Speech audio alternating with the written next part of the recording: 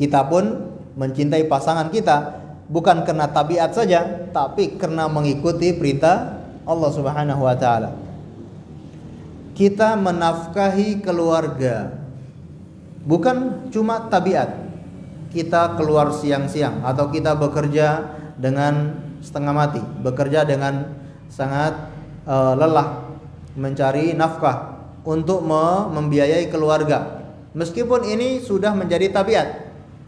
Seorang kepala keluarga, seorang suami harus bertanggung jawab untuk keluarganya. Meskipun ini tabiat, namun kalau kita tanamkan itu karena cinta kepada Allah Subhanahu wa taala, itu akan menjadi sebuah ibadah yang sangat agung. Nah, inilah yang dicontohkan oleh Rasulullah sallallahu alaihi wasallam, yaitu Allah. Karena Allah Subhanahu wa taala, Dia mencintai saudara sesama muslim itu bukan karena saudaranya itu punya harta, bukan temannya itu sering kasih hadiah, bukan teman itu sering mentraktir, ya, atau bukan temannya sering membantu dia. Bukan kita untuk mencintai saudara kita. La yu'minu ahadukum hatta yuhibba li akhihi ma yuhibbu li nafsihi. Tidak akan sempurna iman seseorang sampai dia mencintai saudaranya sebagaimana dia mencintai dirinya sendiri.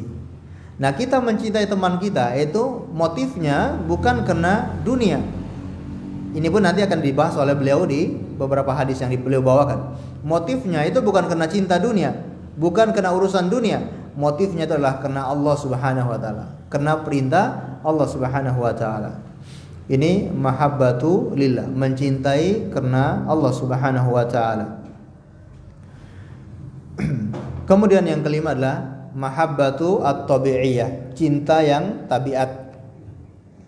Nah, cinta yang tabiat ini adalah cinta yang mubah, perkara yang boleh, bawaan lahir manusia. Orang mencintai orang tuanya, seorang anak mencintai ibu dan bapaknya, ibu dan bapak mencintai anak-anaknya, seseorang mencintai karib kerabatnya, seseorang mencintai saudaranya, seseorang mencintai istrinya, atau seseorang mencintai makanan-makanan tertentu, atau mencintai pakaian-pakaian tertentu, mencintai kendaraan-kendaraan tertentu. Ini merupakan cinta yang tabiat. Dan ini Allah jelaskan dalam firman-Nya yang dibawakan oleh Syekh Muhammad bin Abdul Wahhab di ayat yang kedua ini. Kalau kita lanjut di ayat yang kedua ini, Allah Subhanahu wa taala berfirman, "Qul in kana aba'ukum wa abna'ukum wa ikhwanukum wa azwajukum wa ashiratukum wa amwalun iftaraftumuha wa tijaratun takhshawna kasadaha wa masakinu tardawnaha ahabba ilaikum minallahi wa rasuli wa jihadin fi sabilillahi fatarabbasu hatta ya'tiyallahu bi amrih." Katakanlah wahai Muhammad, jika seandainya bapak-bapak kalian, kemudian anak-anak kalian, saudara-saudara kalian, istri-istri kalian, keluarga-keluarga kalian, suku-suku kalian, harta yang kalian kumpulkan, ataupun perdagangan yang kalian takut akan kehilangannya, ataupun tempat-tempat tinggal, rumah-rumah kalian, lebih kalian sukai daripada Allah dan Rasulnya, dan juga jihad di jalan Allah Subhanahu wa taala, maka tunggulah akan datang azab Allah Subhanahu wa taala. Ini ada 8 hal yang merupakan tabiat manusia. Tabiat manusia untuk mencintai 8 hal ini.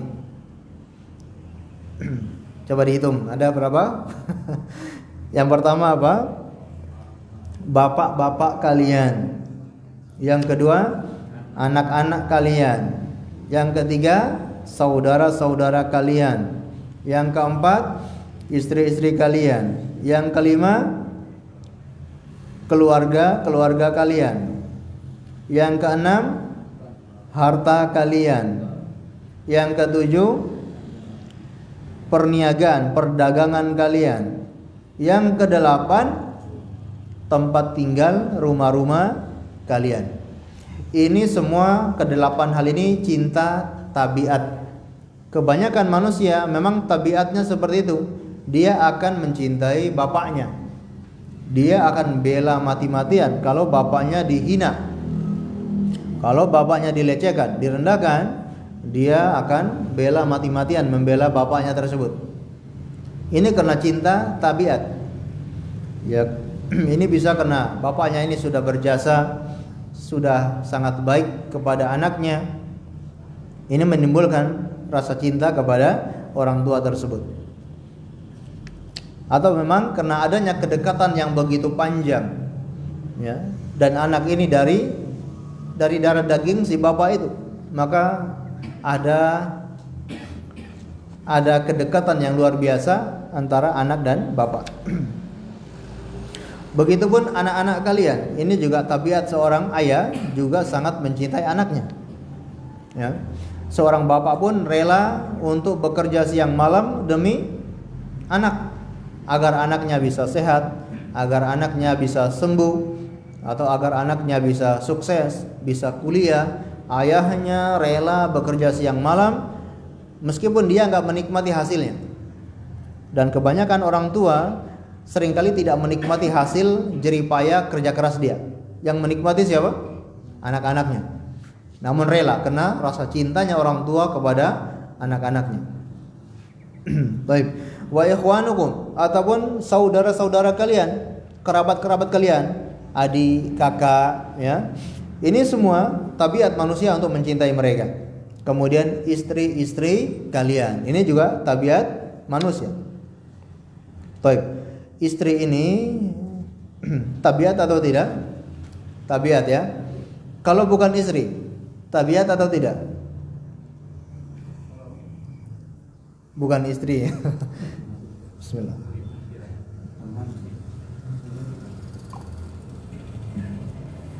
Contohnya sebelum jadi istri.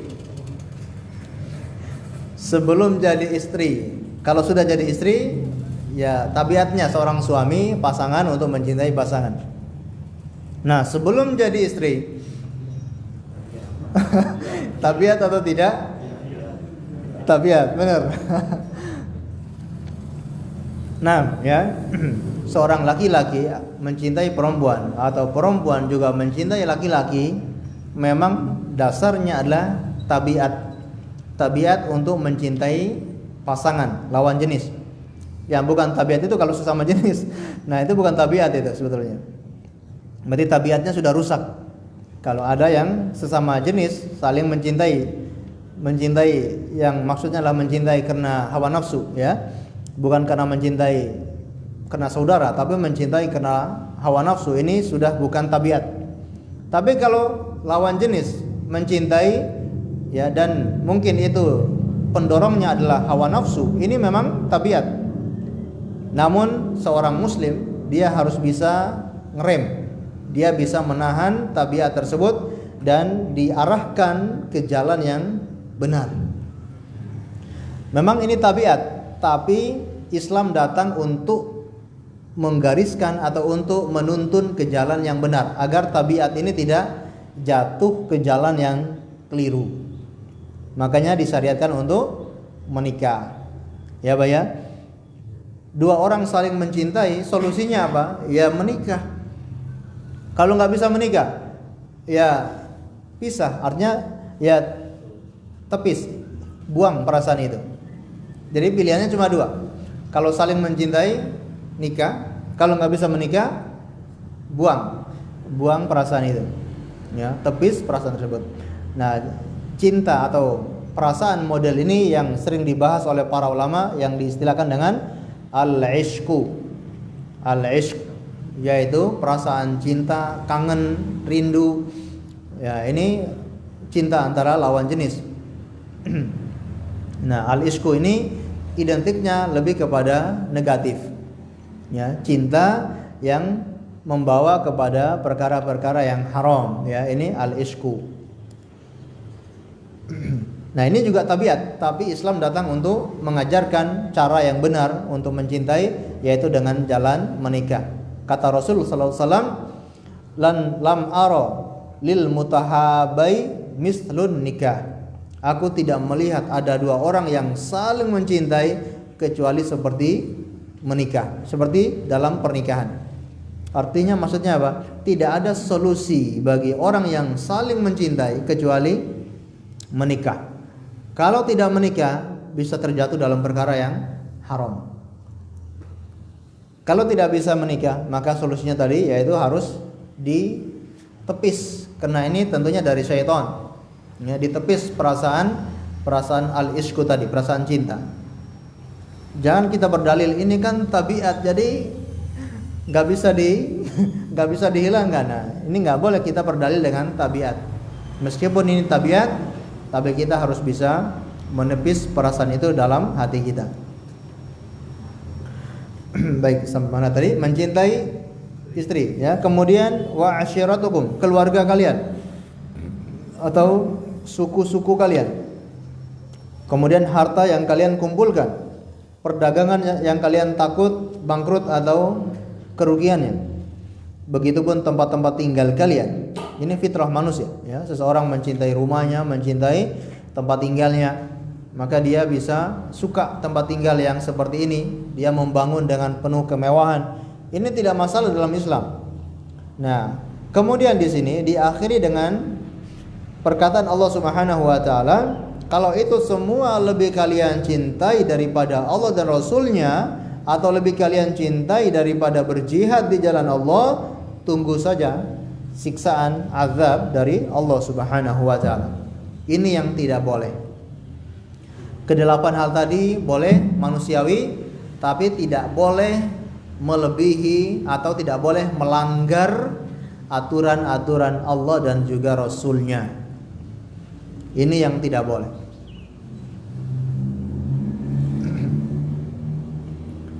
Maka standarnya adalah mendudukkan cinta Allah lebih di atas segala-galanya. Maka kecintaan kita yang sifatnya tabiat itu harus mengikuti cinta kita kepada Allah Subhanahu wa taala. Jangan sampai saking cintanya kepada istrinya minta untuk buka jilbab, suaminya persilakan. Nah, ini menyalahi aturan. Bukan karena cintanya kepada istri, dia membiarkan istrinya membuka jilbab. Ini tidak benar. Atau si istri saking cintanya dengan suaminya, ya, disuruh oleh suaminya untuk buka jilbab, istrinya bersedia. Nah, ini berarti tidak mencintai Allah Subhanahu wa taala, dia lebih mencintai suaminya. Nah, ini tentunya tidak boleh mencintai makhluk melebihi cinta kita kepada Allah Subhanahu wa taala, alias jangan sampai cinta yang tabiat ini melanggar aturan-aturan Allah Subhanahu wa taala.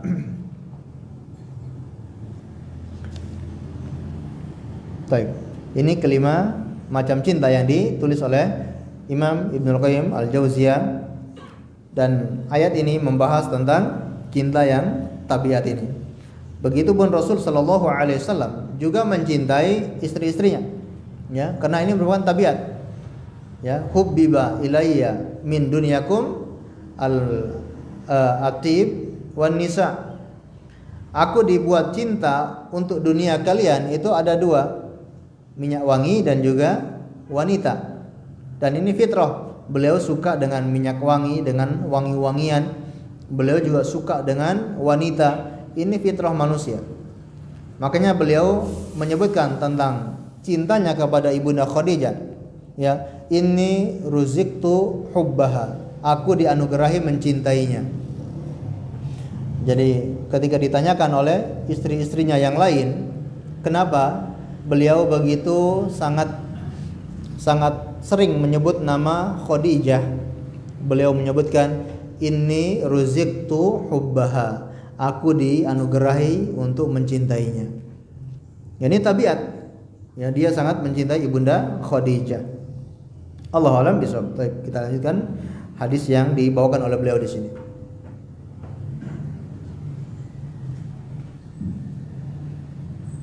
Dalil ketiga, Al-Bukhari dan Muslim meriwayatkan dari Anas radhiyallahu anhu bahwa Rasulullah sallallahu alaihi wasallam bersabda, "La yu'minu yu'minu ahadukum hatta akuna ahabba ilaihi min waladihi wa walidihi wan nasi ajma'in.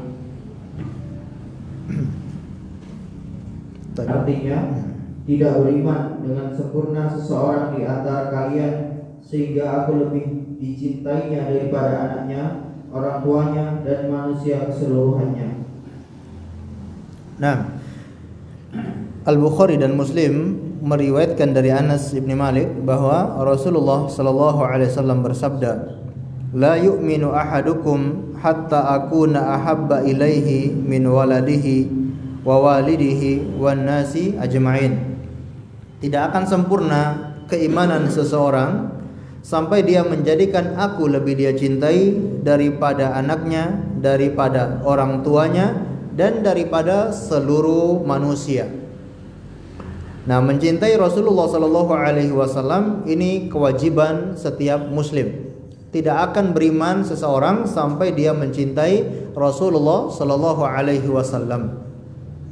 Dan mencintai Rasulullah itu melebihi cinta kita kepada siapapun.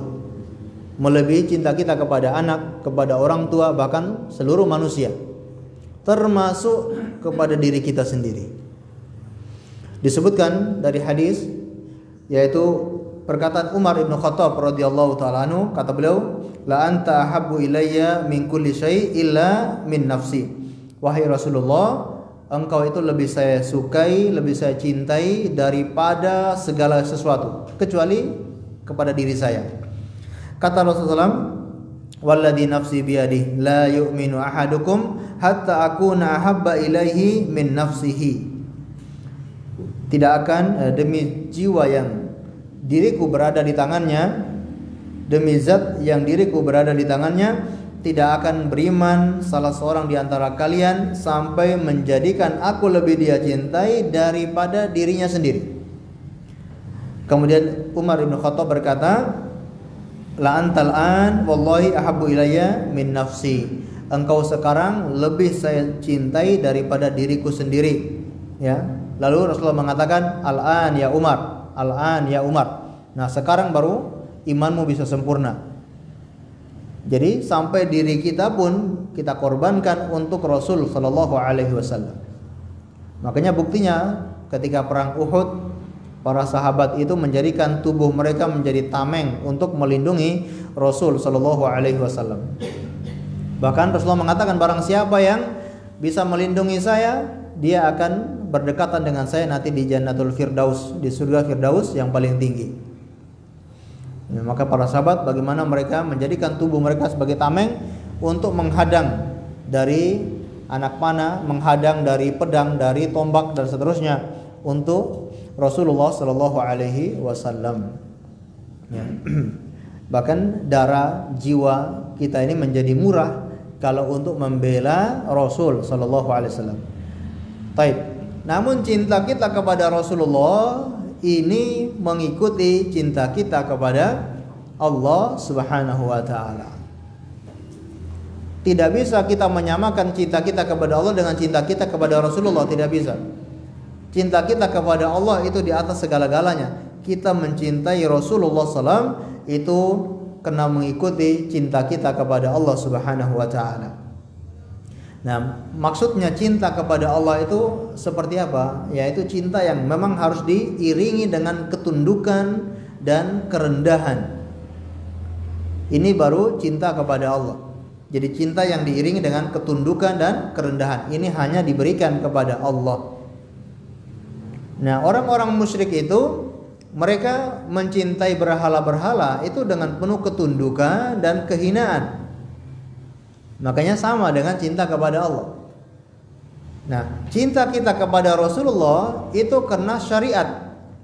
Karena Allah memerintahkan kita untuk mencintai Rasulullah.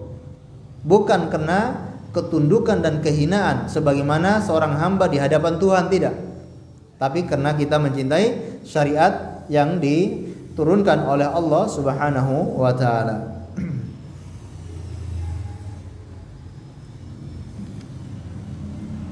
Baik. Berikutnya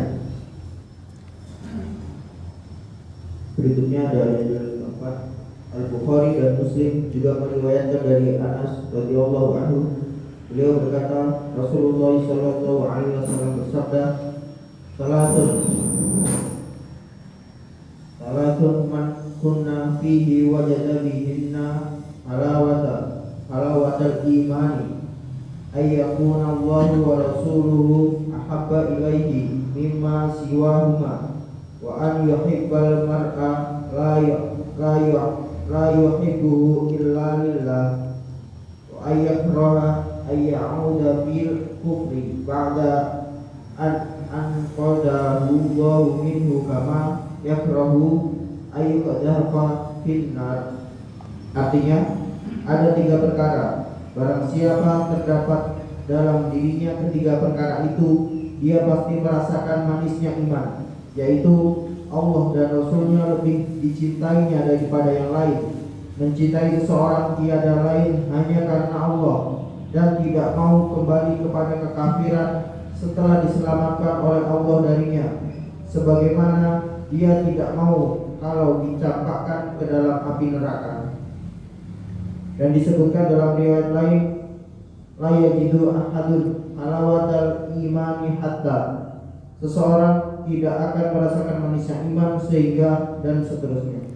Nah, barakallahu fiik. Dalam Sahih Bukhari dan juga Sahih Muslim meriwayatkan dari Anas bin Malik bahwa Rasulullah sallallahu alaihi wasallam bersabda, "Salatun man kunna fihi wajada bihinna halawatal iman." 3 perkara jika ada dalam diri seseorang, maka dia akan merasakan manisnya iman. Ayyakunallahu wa rasuluhu ahabba ilaihi mimma siwahuma. Dia menjadikan Allah dan juga Rasulnya lebih dia cintai daripada keduanya. Wa ayyuhibbal mar'a la yuhibbuhu illa lillah.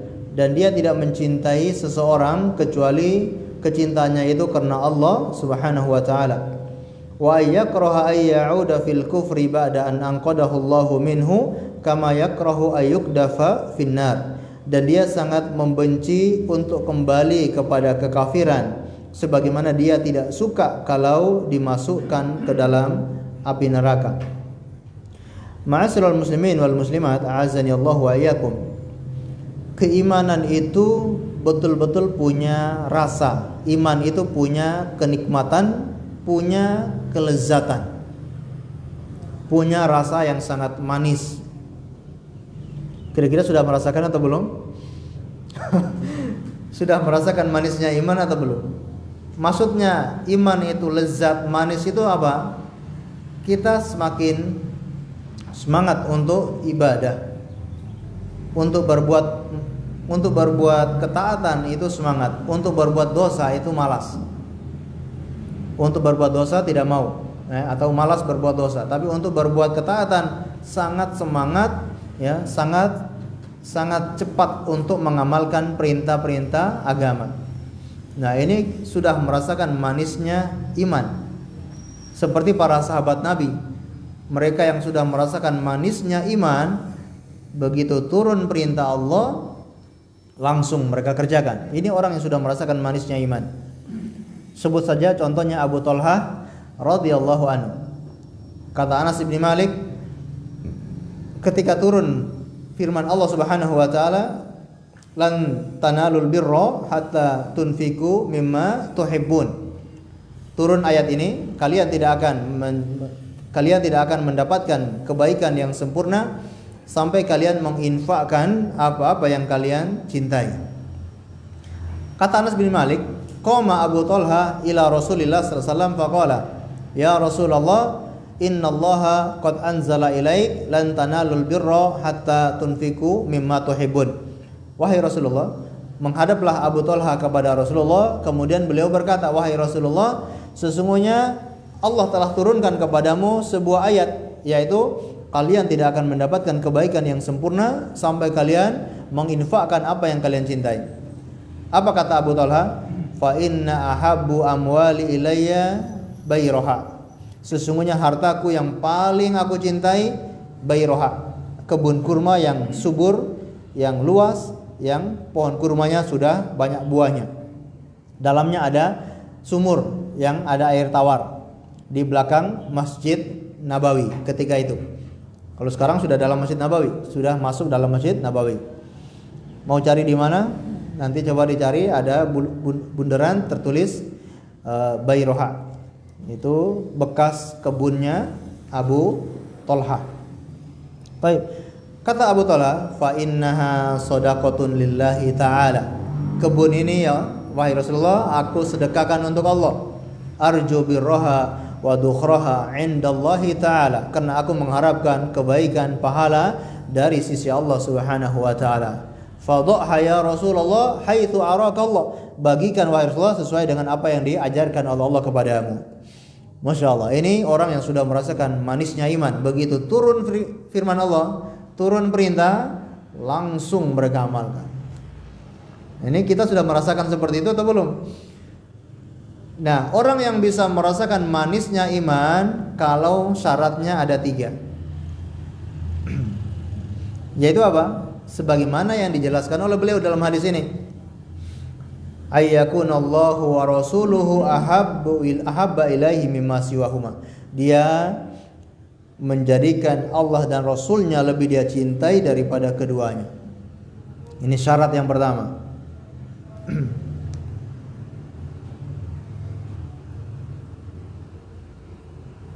Masya Allah ya, kalau kita lihat cerita sebagian saudara kita yang diberi kelapangan rezeki, saudara kita yang mungkin kelihatan kaya raya, diberi kelapangan rezeki. Di antara rahasianya ternyata mereka itu lebih mengedepankan apa yang dibutuhkan oleh Allah, mengedepankan Allah dan Rasulnya. Lalu Allah buka untuk mereka kekayaan. Sebelum azan dikumandangkan, mereka sudah berada di masjid. Ya, ada cerita orang yang punya mall, orang muslim punya mall di Kalimantan kalau nggak salah ya. Mall ini pegawainya semua sunnah. Semua pakai celana cingkrang, wanitanya semuanya pakai cadar.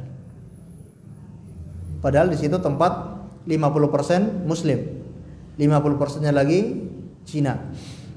Tapi pengusaha muslim ini berhasil punya mall di tengah-tengah itu, lalu pegawainya semua muslim dan mengamalkan sunnah. Dan di situ tiap kali diadakan pengajian-pengajian. Masya Allah. Rahasianya karena lebih mengedepankan Allah dan Rasulnya. Apapun yang diperintahkan oleh Allah lebih didahulukan daripada dirinya. Makanya Allah kasih keluasan seperti itu. Allah balas di dunia sebelum nanti di hari kiamat. Masya Allah. Ini luar biasa.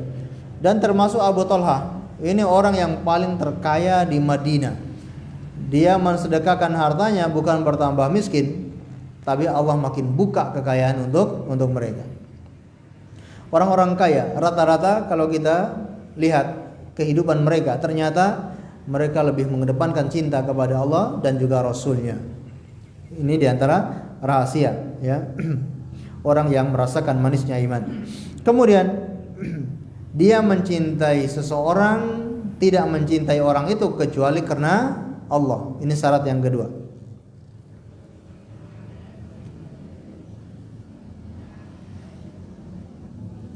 Jadi mencintai orang bukan karena dunia, bukan karena hartanya teman itu, bukan karena jasa orang itu kepada kita, tapi karena Allah Subhanahu wa taala.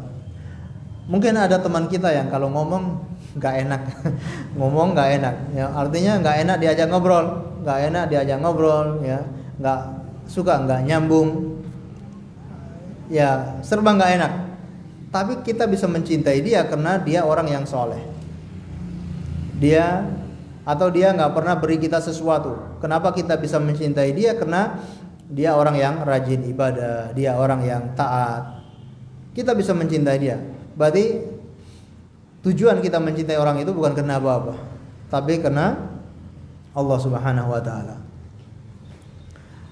Baik, ada seorang yang berjalan di sebuah kampung, lalu datanglah malaikat dengan berubah wujud menjadi manusia, bertanya, ya kenapa kamu datang ke fulan? Kata dia, Apakah malaikat ini bertanya, apakah kamu punya tujuan? Apakah kamu punya kepentingan yang kamu dapat, keuntungan yang kamu dapat dari dia? Kata orang, tidak. Saya mendatangi dia, mengunjungi orang ini karena saya mencintainya. Maka malaikat ini mengatakan, sesungguhnya saya malaikat dan Allah mengabarkan bahwa Allah juga mencintai engkau sebagaimana engkau mencintai saudaramu itu. Ini motivasinya apa? Benar-benar karena Allah Subhanahu wa taala, bukan karena yang lain. Ya.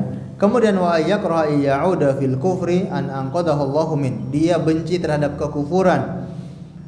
Yang penting apapun yang masalah kekafiran, kekufuran, dia sangat benci dengan perkara itu. Dia tidak ada toleransi dalam masalah kekufuran. Sebagaimana dia tidak suka ketika atau tidak suka kalau dilemparkan ke dalam api neraka. Ini 3 syarat untuk mendapatkan manisnya iman. Disebutkan dalam riwayat yang lain, la yajidu ahadun halawatal iman. Tidak akan mendapatkan manisnya iman sampai, yaitu 3 hal ini, ya, sampai 3 hal yang kita sebutkan. Berikutnya kita bacakan hadis yang lain.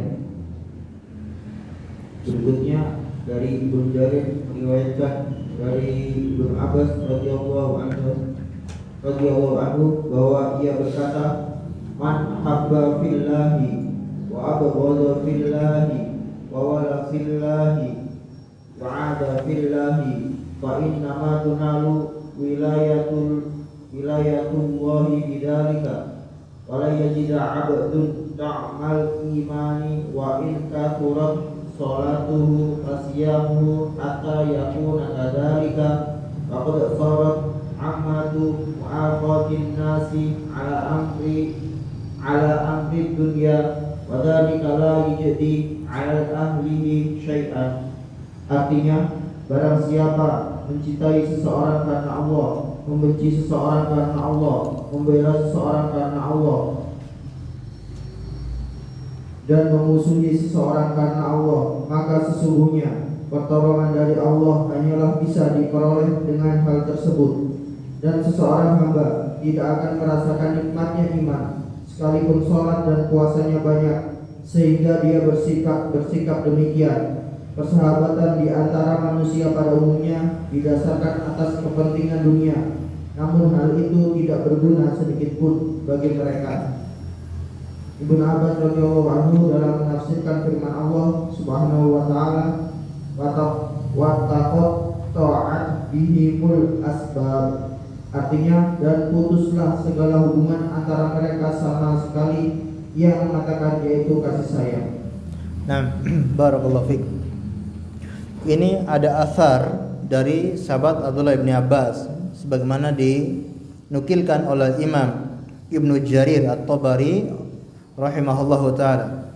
Kata sahabat Abdullah bin Abbas, man ahabba fillah, barang siapa yang mencintai karena Allah, wa abghadha fillah, dia membenci juga karena Allah, wa wala fillah, dia mencintai juga karena Allah, atau dia berwala juga karena Allah, wa ada fillah, dia memusuhi juga karena Allah, fa innama tunalu wilayatullah bidzalik, maka sesungguhnya dia akan menjadi wali Allah dengan hal itu. Syarat untuk menjadi wali Allah ini yang disebutkan, yaitu mencintai karena Allah, membenci karena Allah, bermualah ataupun berloyalitas juga karena Allah, memusuhi juga karena Allah, maka akan menjadi walinya Allah Subhanahu wa taala. Jadi ciri wali itu bukan orang yang bisa terbang, bukan orang yang bisa berjalan di atas air, bukan orang yang bisa sholat di Mekah Jumatan. Waktunya lain. Di sini jam berapa, di sana jam berapa? Bukan itu, ya, ciri-ciri wali. Ciri-ciri wali itu seperti ini. Mencintai karena Allah, membenci juga karena Allah, maka Allah akan menolongnya, Allah akan menjadi walinya. Apapun yang dia minta, apapun yang dia butuhkan selalu ditolong oleh Allah Subhanahu wa taala. Walan yajida abdun tu'mal iman, dan seorang hamba tidak akan merasakan manisnya iman, wa in kathurat salatuhu wa siyamuhu, hatta yakuna kadzalik. Meskipun banyak salatnya, banyak puasanya, tidak akan merasakan manisnya iman kecuali dengan perkara ini. Ini Masya Allah ya. Ini menunjukkan hatinya betul-betul cinta kepada Allah Subhanahu wa taala. Orang yang cuma salat, orang yang cuma puasa, kalau hatinya belum betul-betul mencintai Allah, maka tidak akan merasakan manisnya iman. Orang yang membenci karena Allah, mencintai karena Allah, bermusuhan karena Allah, ini menunjukkan cintanya kepada Allah sudah sangat besar. Jadi apapun yang dia lakukan semuanya lillahi ta'ala. Maka kalau cuma sholat, cuma puasa, itu belum tentu bisa menjadikan orang itu merasakan manisnya iman. Sampai tumbuh rasa cinta yang besar baru bisa merasakan manisnya iman. Waqad sarat amatun muakhatin nasi ala amri dunya wa dzalika la yujadi ala ahlihi syai'. Dan kebanyakan manusia saling berteman itu rata-rata karena urusan dunia. Kenapa dia bisa berteman dengan orang itu? Kenapa dia bisa bersahabat? Karena rata-rata urusan dunia, urusan satu pekerjaan, akhirnya dia dekat sama orang itu. Satu tim, akhirnya dekat. Satu relasi, akhirnya dekat. Satu perumahan atau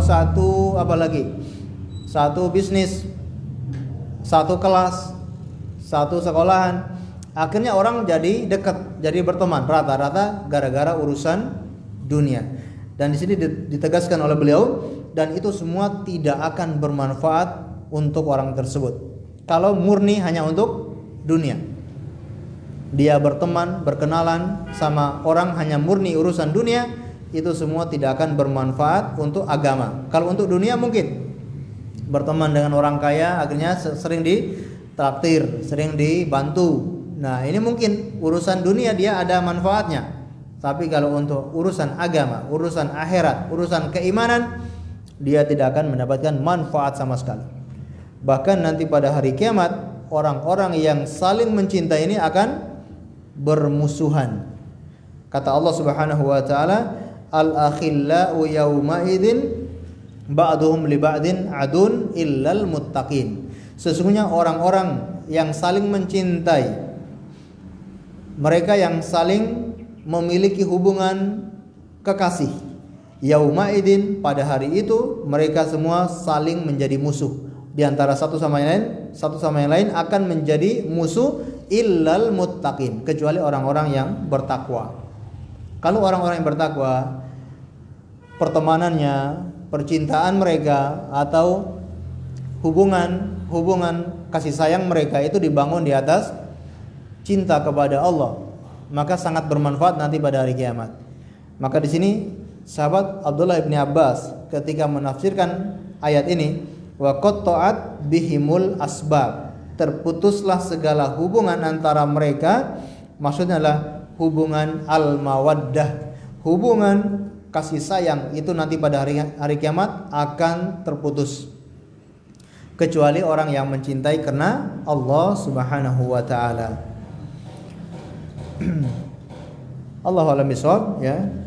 Ini yang kita pelajari, yaitu tentang cinta kepada Allah Subhanahu wa taala yang merupakan dasar daripada tauhid, dasar daripada keimanan, dan menjadi penggerak ya, penggerak seluruh anggota badan kita untuk mengamalkan perintah-perintah Allah dan menjauhi larangan-larangan Allah. Adalah penggeraknya itu cinta kepada Allah. Lalu cinta ini kalau diberikan kepada selain Allah, maka akan terjerumus dalam perbuatan syirik. Kita mencintai selain Allah, yaitu dari mencintai Rasulullah, mencintai orang-orang soleh, ini semua karena mengikuti cinta kita kepada Allah Subhanahu wa taala. Tadi di awal kita sempat menyinggung ya, akan menyebutkan apa? Masih ada waktu ya. Bagaimana cara agar bisa mencintai Allah dengan benar? Insyaallah nggak apa-apa ya kita. Baik. Ini disebutkan oleh Imam Ibnul Qayyim dalam kitabnya Madarijus Salikin, yaitu sebab yang bisa mendatangkan cinta kita kepada Allah. sebab yang bisa mendatangkan cinta kita kepada Allah. Ada 10.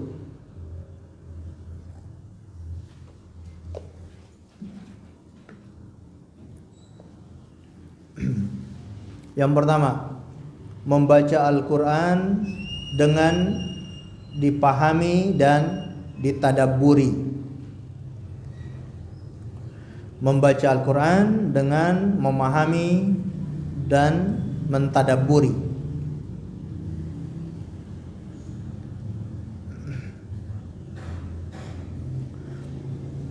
Baik. Dengan itu kita akan bisa menjadi sebab untuk mencintai Allah Subhanahu wa ta'ala. Karena Al-Quran itu kalamnya Allah. Ketika kita berinteraksi dengan Al-Quran, kita sedang berinteraksi dengan kalam Rabbul Alamin. Tapi kenyataannya selama ini kita membaca Al-Quran tapi seakan-akan biasa. Apalagi mengejar targetnya satu hari harus 1 juz, maka bacanya hanya untuk mengejar target. Jadi perasaan kita terhadap Al-Quran itu biasa-biasa saja. Tapi kalau orang yang membaca dengan memahami, lalu mentadabburi apa yang disampaikan oleh Allah dalam firman-firmannya, maka dia akan tumbuh perasaan cinta kepada Allah Subhanahu wa ta'ala. Maka butuh kita sesekali untuk menjadwalkan membaca Al-Quran sekaligus memahami dan mentadabburi. Bisa atau bisa? Ya tentunya bisa. Metodenya seperti apa? Ikuti metodenya para sahabat Nabi Shallallahu Alaihi Wasallam. Kata sahabat Abdullah bin Abdullah bin Mas'ud, kana rajulun minna idza ta'allama 10 ayatin lam yujawizuhunna hatta ya'rifu ma'aniha wa 'amila bihinna. Sesungguhnya seseorang di antara kami ketika mempelajari Al-Quran, begitu sampai pada 10 ayat tidak mau lanjut ke ayat berikutnya sampai dia betul-betul memahaminya, lalu dia mengamalkan isi kandungan ayat tersebut. Nah, coba ikuti metodenya para sahabat ini, insya Allah kita mudah untuk memahami isi kandungan Al-Quran dan berusaha mengamalkannya. Mungkin 1 minggu kita fokuskan untuk memahami 10 ayat. Kurang apa cukup waktunya 1 minggu? Apa kelebihan? Kebanyakan 1 minggu itu. Bahkan mungkin 1 hari cukup.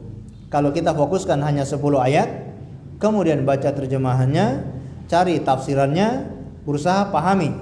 Kalau belum bisa paham juga, tanya kepada orang yang mengerti. Ini maksudnya apa Ustadz ayat ini? Ya saya kok baca tafsir ini belum begitu paham. Coba tolong dijelaskan. Seperti itu cara kita belajar. Nah dengan demikian kita akan mudah untuk memahami ayat-ayat yang kita baca tersebut. 10 ayat ya, begitu terus. Daripada bertahun-tahun kita menghatamkan Al-Quran tapi nggak pernah paham, maka lebih bagus kita sekali hatam, seumur hidup sekali hatam, tapi metodenya seperti ini. Lebih bagus seumur hidup 1 kali hatam, tapi metodenya seperti metodenya sahabat. Jadi 10 ayat betul-betul dipahami dan juga berusaha diamalkan. Itu Masya Allah. Jadi interaksi kita dengan Al-Quran itu tidak hanya membaca. Ada 3 cara kita interaksi dengan Al-Quran. Yang pertama membaca, yang kedua memahami sekaligus mentadabburi, yang ketiga mengamalkan. Ini kita nggak cukup kalau hanya membaca atau hanya menghafal, ini tidak cukup. Ya. Baik. Ini yang pertama. Yang kedua, mengamalkan amalan-amalan sunnah setelah amalan wajib. Mengamalkan amalan-amalan sunnah setelah amalan wajib.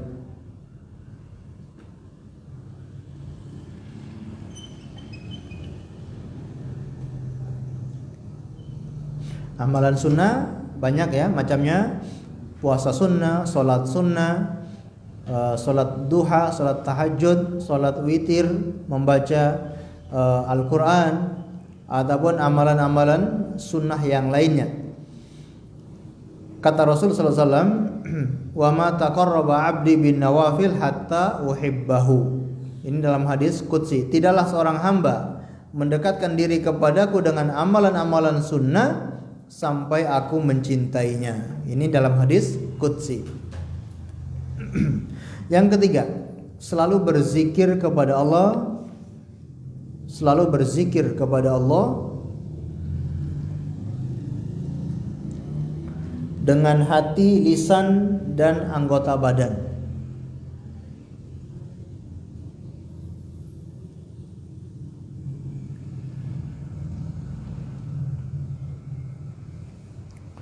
Jadi berzikir tidak hanya dengan lisan, tidak hanya mengucapkan subhanallah, alhamdulillah, astagfirullah, tapi hatinya ikut meresapi. Berzikir dengan anggota badan. Telinga kita mendengar suara azan, suara nama Allah disebutkan, hati kita ikut meresapi. Ini juga berzikir namanya. Telinga kita mendengarkan. Kita mendengarkan ayat-ayat Allah dibacakan, atau nama Allah disebutkan, nama Rasulullah disebutkan. Ini kita ikut meresapi. Ini zikir dengan anggota badan. Ya, zikir dengan lisan sebagaimana yang sering kita amalkan, berzikir dengan lisan, mengucapkan zikir-zikir yang diajarkan oleh Allah dan juga Rasulnya. Tentunya orang yang mencintai, tentunya dia akan sering menyebut-nyebut, ya, menyebut-nyebut Allah Subhanahu wa taala. Sebagaimana kita kalau mencintai seseorang sering menyebut-nyebut nama orang tersebut. Nah, begitu pun kalau kita bukti mencintai Allah, harusnya kita sering berzikir kepada Allah Subhanahu wa taala.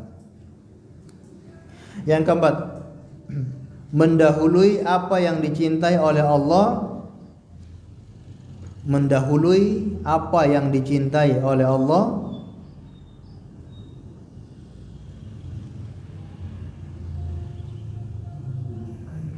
mendahului apa yang dicintai oleh Allah daripada apa yang disukai oleh nafsu. Daripada apa yang disukai oleh nafsu. Ketika nafsu itu sedang mengajak, ketika nafsu itu sedang mengajak.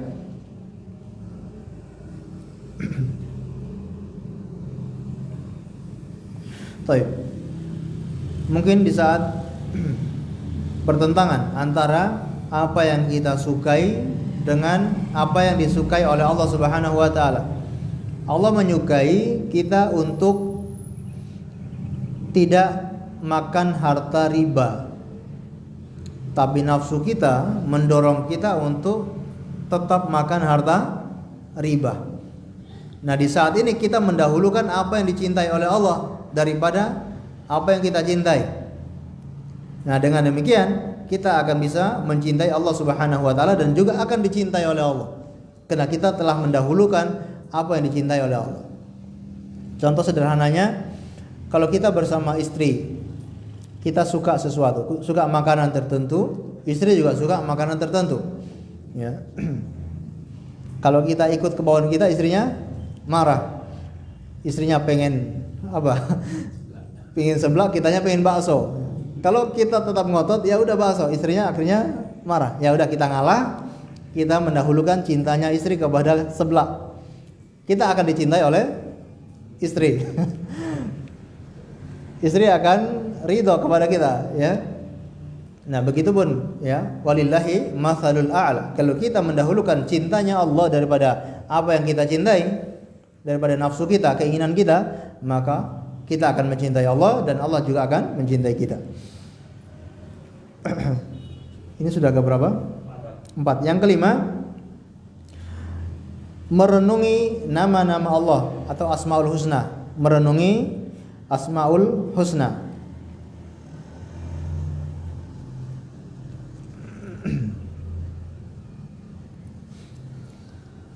Ya, nama-nama Allah yang baik kita renungkan. Ya, karena Kalau kita tidak mengenal nama-nama tersebut, bagaimana mungkin kita bisa mencintai Allah Subhanahu wa taala?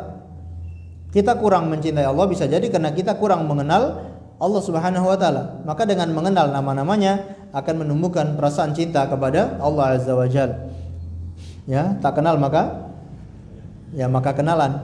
Tak kenal maka tak sayang gitu. Ya. Nah, yang keenam, mengingat nikmat-nikmat Allah atau kebaikan-kebaikan Allah. Mengingat nikmat-nikmat Allah atau kebaikan-kebaikan Allah.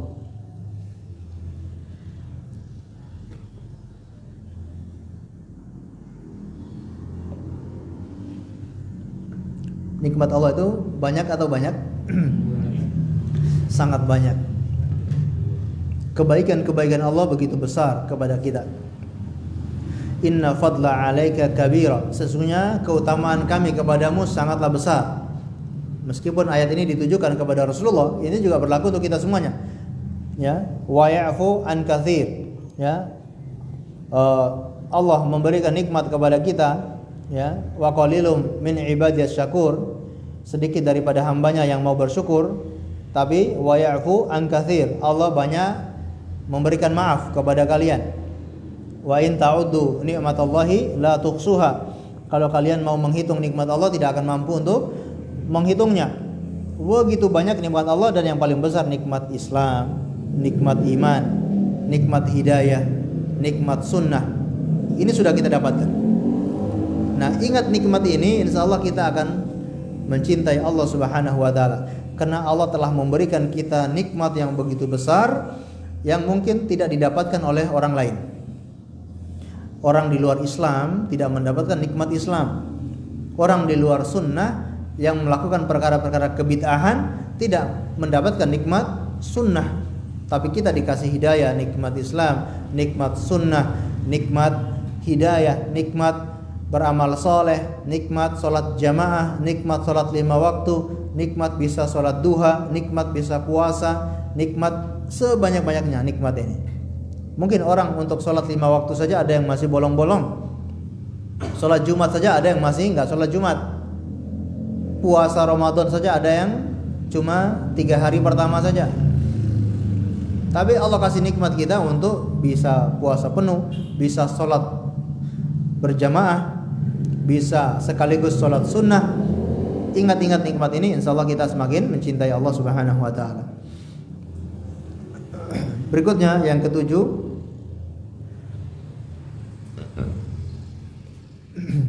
ini yang kata Imam Ibnul Qayyim yang paling menarik, yaitu merasa rendah di hadapan Allah Subhanahu wa taala. Merasa rendah di hadapan Allah Subhanahu wa taala.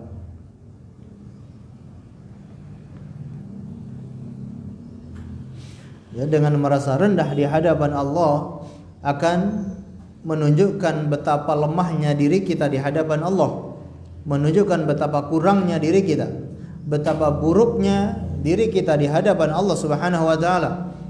Tidak bisa dibandingkan dengan apapun dengan karunia-karunia Allah. Kita ini dituntut untuk maksimal beribadah, tapi kita begitu membangkang dengan Allah Subhanahu wa taala. Ibadahnya masih malas, ibadahnya masih kurang dari maksimal. Padahal Allah menuntut kita untuk ibadah secara maksimal. Merendahkan diri di hadapan Allah ini akan membuat kita semakin cinta kepada Allah. Yang kedelapan, berkholwat dengan Allah di sepertiga malam terakhir. Berkholwat, apa itu berkholwat? Berdua-duaan dengan Allah di sepertiga malam terakhir.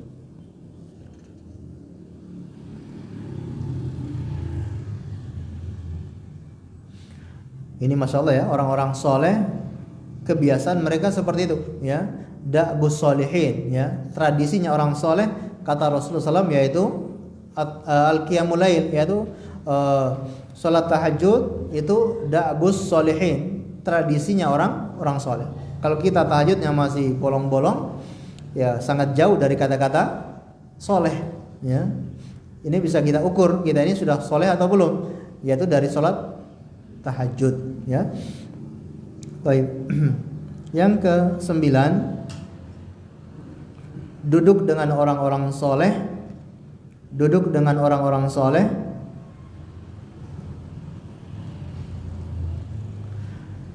dan berusaha mengambil manfaat dari mereka.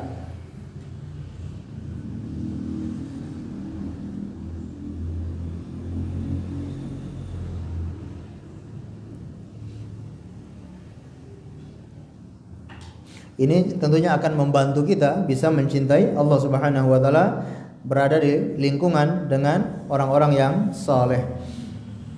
Kemudian yang ke-10 adalah menjauhi segala sebab yang menghalangi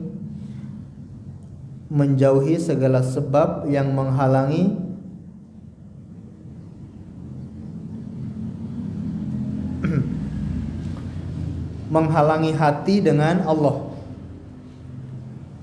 Yang menghalangi hati dengan Allah. Nah, sebabnya banyak sekali, maksiat, dosa dan yang lainnya. Ini semua sebab yang menghalangi hati kita dengan Allah Subhanahu wa taala. Ini yang bisa kita sampaikan pada kesempatan pagi hari ini. Semoga bermanfaat untuk kita semuanya. Masyaallah, ini kayaknya terlalu panjang ya. Jadi kira-kira ada pertanyaan atau tidak? Hah? Ada atau langsung? Langsung aja ya.